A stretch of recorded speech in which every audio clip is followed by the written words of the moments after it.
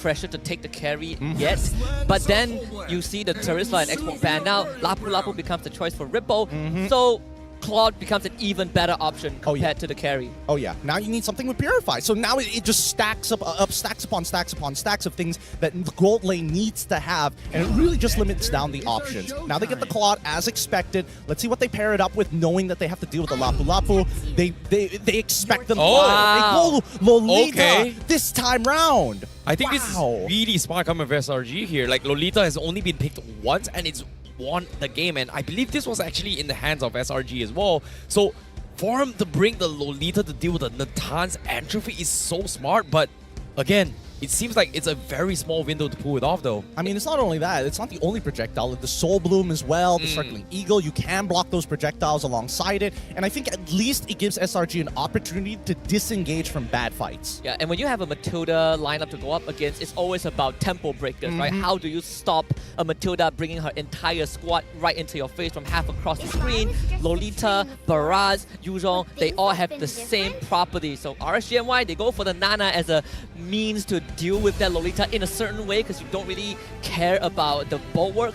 But the Natan is going to be the linchpin in that late game, and that's where Yums will come in hot and be that man to stop this Natan. Well, this is going to be an interesting match coming from both SRG and RSG for the opening match here. Right? They need to win 2 out of the 3 lanes to have a convincing mid to late game. So that's what I'm expecting to see.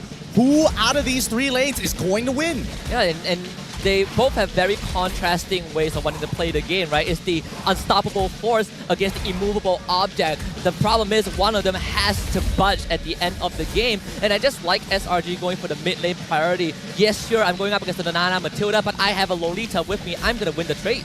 Yep, speaking of trades here, you see that there is a little bit of a harassment coming from SRG, and I feel like the win condition that SRG needs to wait is to play around you, setting up those new big Numenon blasts, as well as the Guardian's Barrier to actually block off Natan if when necessary comes. But early game, it feels like they just need to get up the levels first because they shouldn't be playing aggressive, even though technically, quote-unquote, we have this Barats who needs to be aggressive. But again, they need to wait at least until past the 2-minute mark if they want to decide to invade. But as soon as they say that, they are going to make an attempt right now.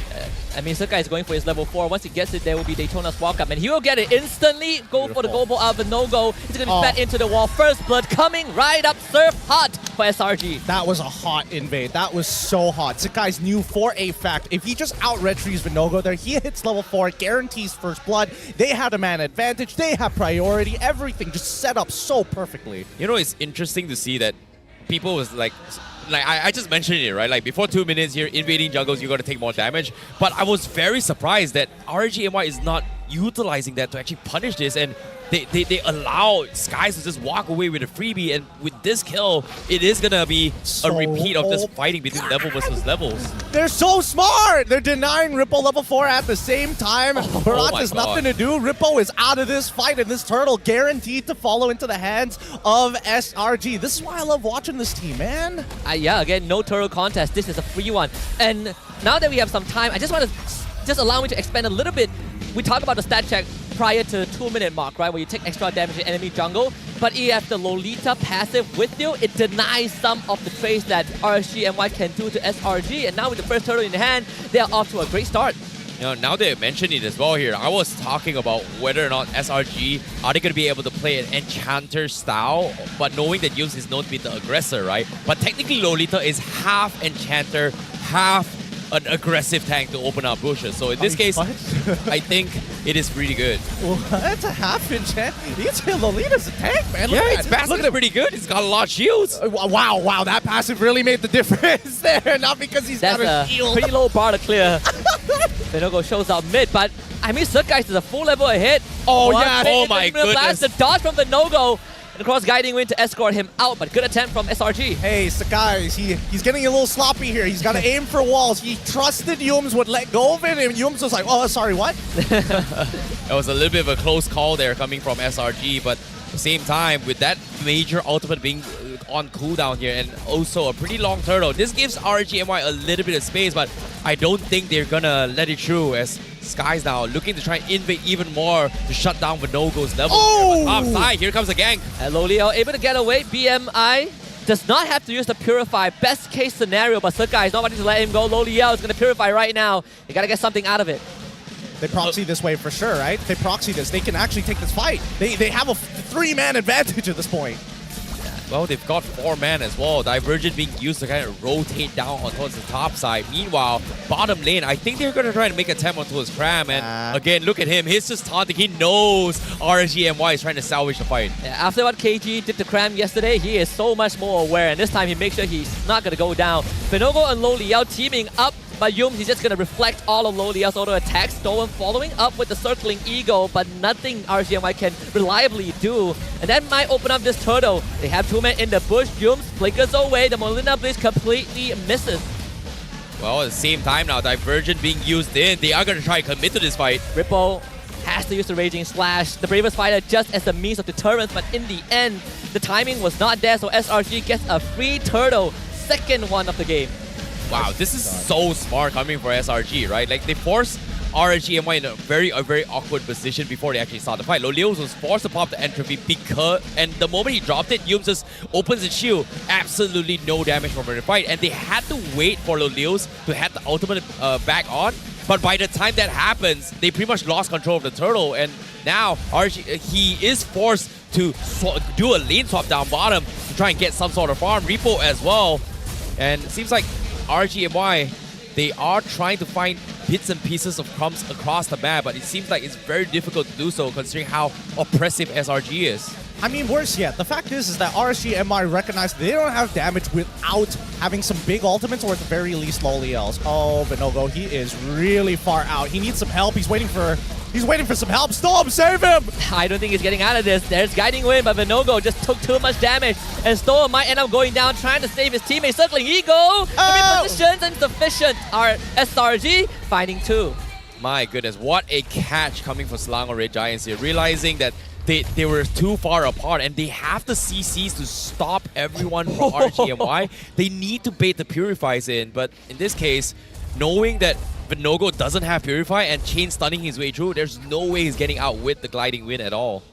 The Gliding Wind? You mean the Guiding Winds? The Guiding Wind. I'll do one better. Guiding Light. Oh! that was a Guiding Light. Almost. Definitely. Almost a North Star moment for sure. But I think that RSGMY have now recognized that, like, at the very least, we need Loliel's to scale up, right? Stoem, at this point, it's difficult for him to actually force a play with none of his laners winning out hard enough. And for the most part of it, the mid lane, I think that Stormy has done a phenomenal job against Izanami with the help of Yums, just to make sure that he has full control over this mid lane. That's why a lot of these invades are so successful. Yeah, thankfully Izanami actually got his purple buff and that divergence play to the top side. Loliel and Stoem becoming the victim. The flicker committed. Even Numenon Blast used, Innocent still wants a bit more on the Stoem. Can't get any battle spells out of them.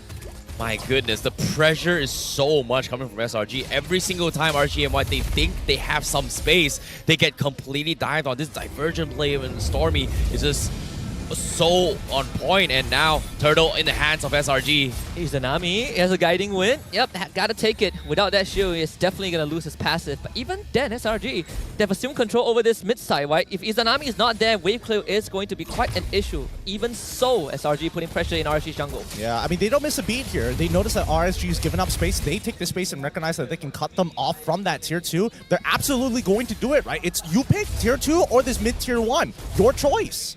Man, why is Innocent alone? Answer is that confident that they have so much space to work with. I mean, to be fair, he still has his BMR and he also has his Purify as well. He's looking to get that Corrosion Scythe real soon. He's 1.8k ahead of Loliel's as of right now. They're equal in terms of items. Oh, Yeah. this could be bad. Wait. Oh no, this is What's bad. Entropy. As Lippo finds the backline, there is the Raging Slash. Knockout from Circling Eagle. All the damage thrown now, but it really felt like it's a massage for SRG. Could have been a lot worse there, to be fair. Vinogo even committing his retribution at that point. And Cram already knows that the only other buff that he can walk to is the purple. Yeah, seeing how this is actually happening as well, it feels like RGMY, they're trying every attempt to kind of find space across the map. It's just very difficult to do so. And even now, you can see Vinogo is like 2 levels behind Skies. It's so difficult. Now Retribrado comes in as well. He is going to lose that. And Skies going to continue to annoy Vinogo as much as he can. But the Numenon Blast to start things off. Catches Stoem on the edge, but no follow-up. SRG, again, it's all about deterring RSGMY for the space. So difficult. it's not like it's hyper difficult, but I think that, you know, RSG, they've lost a lot of the mid game. Oh god. Oh, they're about to lose Venogo at this point. Entropy again, use Storm, has to use the Purify. And Cram finds the back. No way. Oh! Venogo gets out, the sliver of health. And SRG, they're not going to fully commit, right? Divergent is Lord time. That's nice. That is a nice escape for RSGMY. It's still a bad situation that they're in. I'm not going to deny that, right? You can't call it a burning house situation if the house ain't burning. And I think with that 5.8k, about to be like 6, I would argue by the end of this Lord push, probably going to be leaning more towards 8 to 9k. But man, RSGMY, without any tempo breakers, I think they're trying to set up a situation where Izanami can get a crazy Molina blitz and then Lolios cleans up. If not, I don't see it happening. You know, I'm not gonna lie, Venogo should not have survived there because SRG technically could have just ended these things, but they were prioritizing on Lord attempt and they didn't really want to full commit, knowing that RGMI may hard commit as well. So they were just waiting for a response, and because of that, it allowed Venogo a small way to just get out. But as soon as I say that, they take the Lord, and now they are going to try and continue the suppression. Lolios, he might be in trouble. Had the entropy out. Again, keeps his Purify. We talked about the comparison of unstoppable force and immovable object, but it seems like the immovable object itself becomes the unstoppable force all in one. SRG taking out the top tier 2. Bottom lane will be escorted by the Lord itself, looking to destroy all outer layer defenses of RSG. The fans, they know that this is going to be a pretty intense siege here. You can hear them getting more and more excited as they slowly creep up on these inhibitors. And I think this is where the big problem is for RSGMY. They're depending on Lolios and Izanami to break the siege, but it's not going to happen. Yeah, Black Dragon form just to make sure that they get the inhibitor. The Wind on Blast connecting only onto Venogo as Ripple finds the back with his ultimate. The bravest fighter forced to retreat, and Innocent just dashes in with that ultimate. This man already coming online in the very first game to get a triple kill at SRG, looking to close it out strong in under 11 minutes. RSG and Y having their base raided and the crystal taken. SRG first blood. What a convincing match right from the get-go. SRG just showed dominance, nerf or not, but what I do know is the Ultras' support